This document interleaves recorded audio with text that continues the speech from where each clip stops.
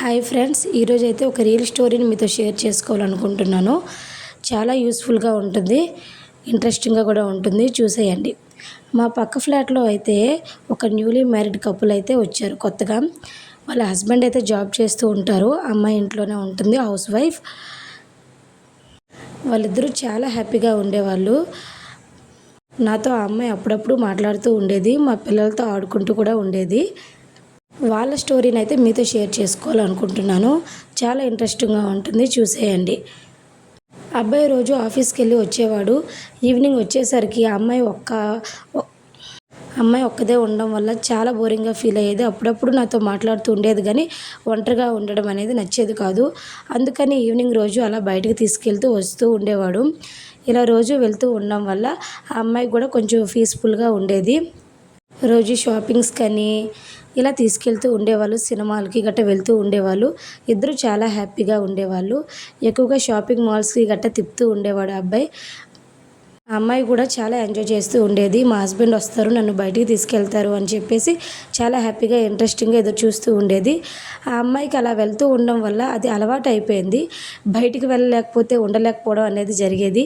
ఇంట్లో ఉండడానికి ఇష్టపడేది కాదు, రోజు బయటికి తీసుకెళ్ళాలి అనే ఆలోచనతో ఉండేది ఆ అమ్మాయి.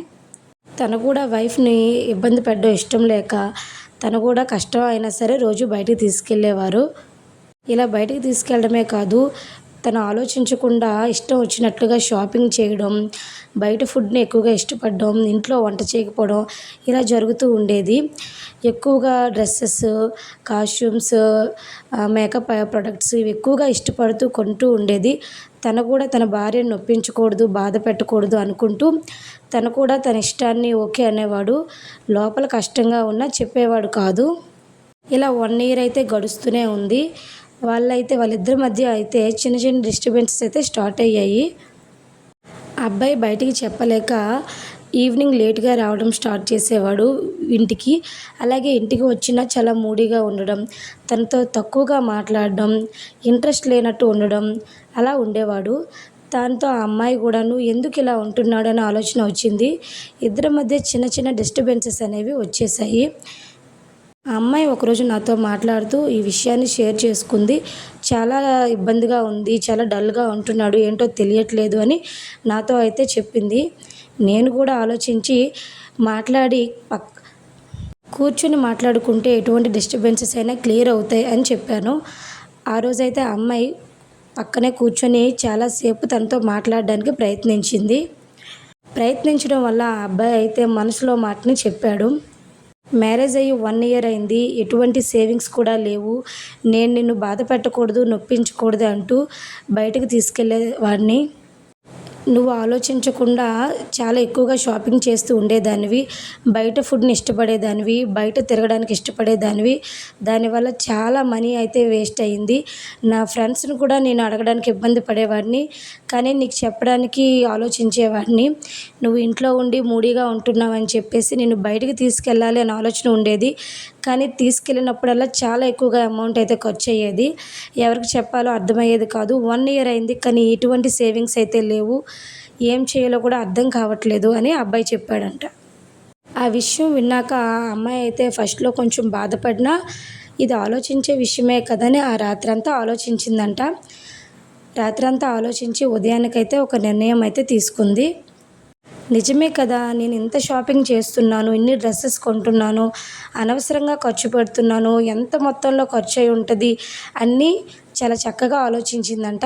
ఆలోచించి ఇక ఇలా చేయకూడదు, అవసరానికి మాత్రమే ఖర్చు పెట్టాలి, సేవింగ్స్ అనేది చాలా అవసరం.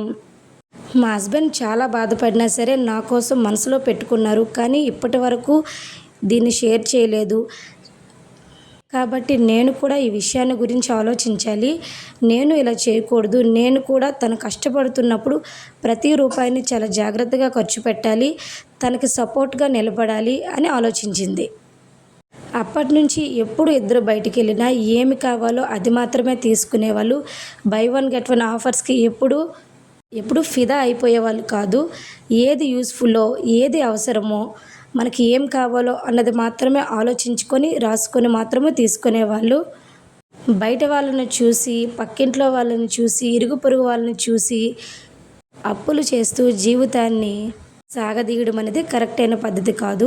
సేవింగ్సే మనల్ని ఎప్పటికైనా నిలబడతాయి అని అమ్మాయి ఆలోచించింది. అప్పటి నుంచి ఆ అమ్మాయి కూడా అబ్బాయితో కలిసి చక్కగా ఆలోచించి నిర్ణయాలు అనేవి తీసుకునేవాళ్ళు. ఇద్దరైతే ఇప్పుడు చాలా హ్యాపీగా ఉన్నారు. మంచిగా సేవింగ్స్ చేసుకొని ఒక ఫ్లాట్ కూడా కొనుక్కున్నారు. నిజంగా ఇటువంటి షాపింగ్ మాల్స్లో మనం ప్రతి వస్తువుని చూసి అట్రాక్ట్ అవ్వడం అనేది చాలా ఈజీ. కానీ కనబడిన ప్రతి వస్తువు కొనాలి అనుకోవడం మాత్రం చాలా కష్టంతో కూడుకున్న పని. కాబట్టి ఎప్పుడు షాపింగ్కి వెళ్ళినా మనకి ఏం కావాలి, ఏం తీసుకోవాలన్న ఆలోచన ముందుగా చేసుకొని వెళ్ళడం అయితే చాలా మంచిది. ఇది మీకు యూస్ఫుల్గా ఉంటుంది వీడియో అని నేను చేస్తున్నాను. ఇది రియల్ స్టోరీ. వీడియో నచ్చితే కనుక ఒక లైక్ అయితే ఇచ్చేయండి. Thank you.